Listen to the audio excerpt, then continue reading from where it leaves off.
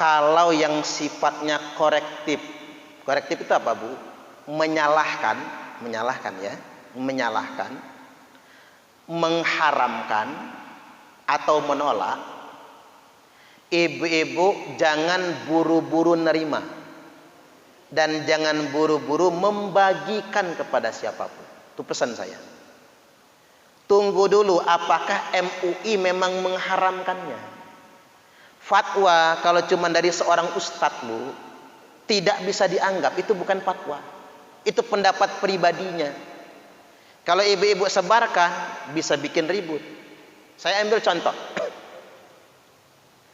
Ada ustadz yang berfatwa bekerja di bank haram. Ibu-ibu begini saja simpel, pendapat A, B, C, D, E. Orang yang berpendapat boleh diterima, boleh ditolak. Kalau ibu buru-buru terima, keluar semua orang Islam dari bank. Terus mohon maaf, yang ngurus bank siapa jadinya? Orang bukan Islam kan? Hancur ekonomi kita, Bu, dikuasai orang. Betul, itu bahaya sekali. Terus ada lagi fatwa yang bikin geger. Jadi PNS haram. Waduh. Jadi kalau berarti begini, Bu, pensiunan PNS udah bisa dipastikan masuk neraka semua itu. Kalau jadi PNS haram. Alasan dia apa? Karena PNS itu dibayar pakai pajak. Nah, hukum pajak itu haram. Astagfirullahaladzim. Dia nggak bisa membedakan mana pajak yang haram, mana pajak yang boleh. Subhanallah. Nah, caranya kalau ibu-ibu galau, daripada nyuruh anaknya, nak keluar dari PNS karena PNS itu haram, daripada galau, baca fatwa MUI. Adakah Majelis Ulama Indonesia mengharamkannya? Kalau tidak ada, abaikan fatwa siapapun. Jelas ya? Harus begitu ketentuannya, jangan sembarangan. Ada lagi yang berfatwa kredit rumah haram. Beuh. Jadi ibu-ibu yang ngeredit rumah di Perumnas Halim ini haram semua itu. Astagfirullahaladzim. Nah, makanya kalau MUI tidak mengharamkan, nggak usah abaikan saja. Itu pendapat dia dewek kok. Kadang-kadang yang ngomong kayak gitu tuh masih bohong juga. Kerja di bank haram tapi dia masih buka rekening. Kan aneh, masih buka rekening. Ada lagi yang ngomong begini, Bu, gambar itu haram. Gambar itu haram. Anak ibu-ibu masuk pesantren yang kayak gitu, pulang dari pesantren semua foto diturunin. Dan saya pernah dikasih link videonya. Ada ustadz ceramah, di video itu gambar haram. Dia ngomong gambar haram tapi pakai video. Kan video itu gambar juga. Astagfirullahaladzim. Ini kok kontraproduktif ya? Ini kontradiktif ini. Dia ngomong gambar haram, tapi dia di video. Nah, ini yang menurut saya hati-hatilah. MUI nggak ada yang mengatakan TV haram, gambar haram, nggak ada. Yang diharamkan itu bukan gambar begitu, gambar untuk disembah. Kalau tidak untuk disembah ya boleh-boleh aja. Gambar haram, tapi dia bikin KTP. Di KTP ada foto dia. Haram juga begitu. Nah, termasuk ini salawat. Salawat nariyah musyrik bid'ah katanya. Ini bukunya sudah lama saya punya. Haji Mahrus Ali. Yang ngomong ngakunya mantan Kiai NU menggugat salawat. Wah, salawat syirik sebagainya. Ini yang berfatwa bukan MUI. Mahrus Ali ngaku-ngaku lagi ngaku Kiai NU. Maka muncul bantahannya, membongkar kebohongan. Jadi membongkar kebohongan buku mantan Kiai NU menggugat salawatan. Ini ada orang ngaku namanya Haji Mahrus Ali, ngaku membongkar Kiai NU menggugat salawatan. Dibantah sudah ini, orang diundang di Basul Masail NU nggak pernah mau datang ini, Bu. Tapi ngakunya Kiai NU. Yang akhirnya dibuat bukunya membongkar kebohongan mantan Kiai NU. Ngaku-ngaku nih orang menggugat salawatan. Dia pribadi yang mengatakan itu musyrik, bukan fatwa MUI. Nah, jadi jangan diikuti. Ibu-ibu kalau ikut kelompok yang kayak gini, nggak lama lagi kafir semua orang. Yakin, percayalah sama saya. Musyrik semua orang. Nah saya koreksi, ngapa sih sholawat nariyah dikatakannya musyrik, kafir ya bu? Oh gara-gara ini kalimat Allahumma sholli sholatan kamilatan wasallim salaman taman ala sayyidina Muhammadinil ladzi tanhalu bihil uqadu wa tanfariju bihil kurabu wa tunalu bihir raghaibu wa tuqda bihil hawaiju wa yustasqal ghamamu biwajhil karimi adada kulli lamhatin wa nafasin bi'adadi kulli ma'lumin lak. Saya baca datar karena saya ini kalau salawatan tembangnya jelek bu. Ada yang ngomong Ustadz coba salawatan direkam. Kata saya kalau saya salawatan sembari bersair direkam, mikrofonnya langsung hancur gitu. Subhanallah. Saya karena nggak bisa berlagu ya bu ya. Begini. Kata dia yang bikin dia musyrik karena kalimat alladzi tanhalu bihil uqadu wa tanfariju bihil kurab, yang dengannya lepas ikatan kesulitan, ikatan jahiliyah, wa tanfariju bihil kurab, dan kesusahan-kesusahan pun lepas. Kata dia ini musyrik karena ngapa? Berarti Nabi Muhammad yang melepaskan kesusahan, bukan Allah. Nabi Muhammad yang melepaskan malapetaka, bukan Allah. Berarti baca salawat ini musyrik dan bid'ah. Na'udzubillah. Ini orang nggak ngerti bahasa Arab. Ini orang Indonesia sebenarnya bu. Nggak ngerti bahasa Arab, nggak ngerti ilmu wasilah. Itu wasilah. Maksudnya begini. Berwasilah karena Nabi, wasilah bu. Berwasilah karena Nabi, lepaslah kejahiliahan, lepaslah kesusahan, lepaslah malapetaka di muka bumi ini. Makanya dari awalnya kan jelas Allahumma ya Allah. Allah yang melepaskan, tapi lewat wasilah Nabiullah Muhammad sallallahu alaihi wasallam. Ada hadis sahih bu. Ini hadis sahih yang berkait dengan wasilah tawasul. Ini di buku bantahannya saya baca.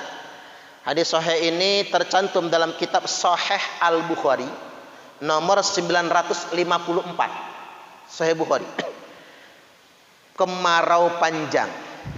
Ketika kemarau panjang, sahabat berdoa begini, Allahumma inna kunna natawassalu ilaika binabiyyina Muhammadin sallallahu alaihi wasallam fatasqina.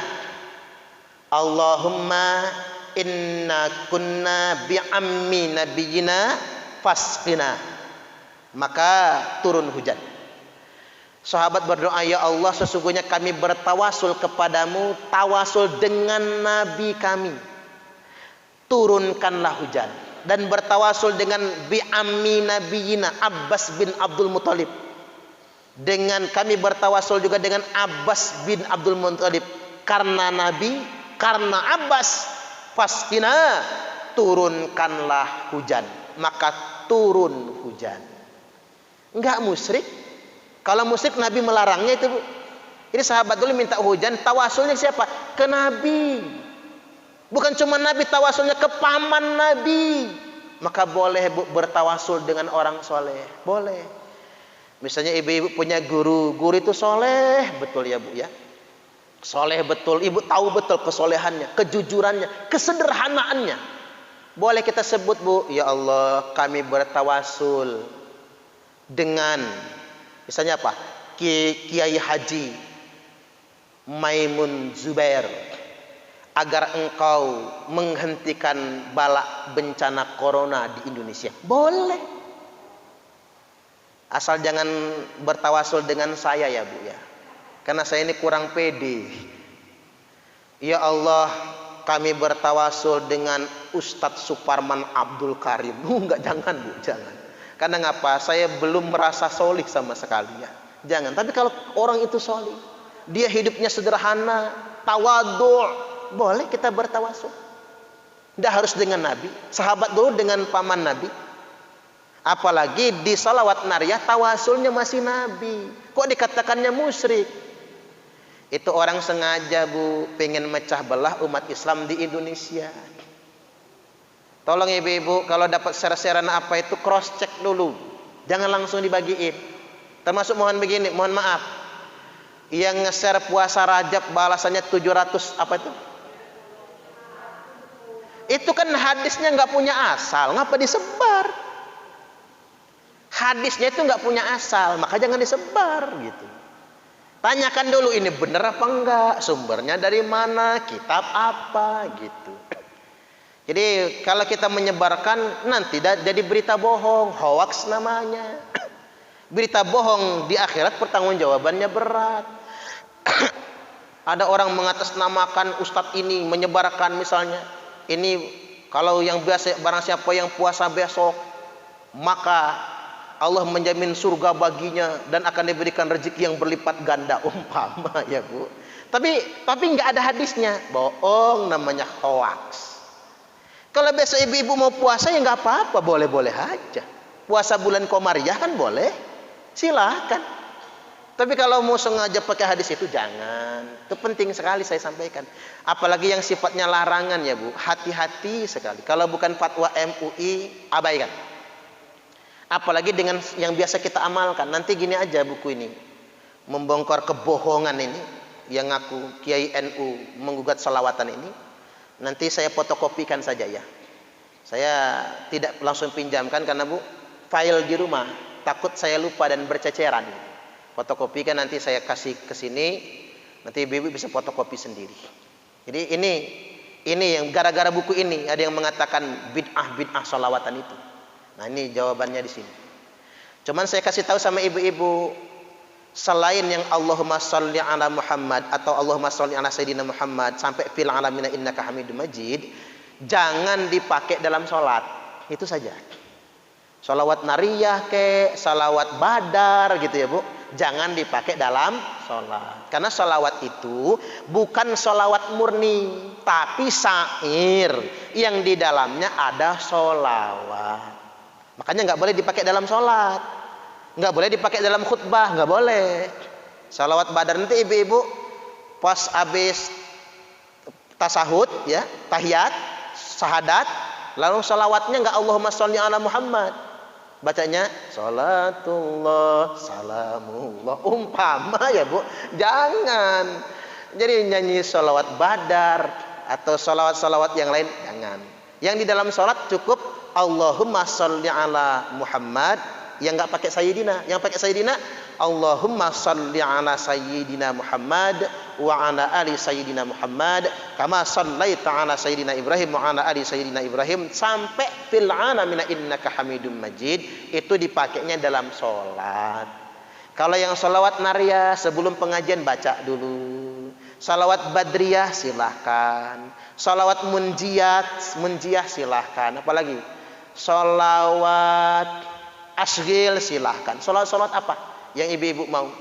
Sambil masak, sholawatan nyanyi, bagus. Ya dilagukan, kalau nggak dilagukan mah jelek bu. Kalau datar ngebacanya, Pak sholawatan, Allahumma sholli ala Muhammad wa ala ali Muhammad, ngantuk orang. Sholawat laguin, makin bagus lagunya makin enak. Kayak kita dengar Nisa Sabian misalnya, silahkan.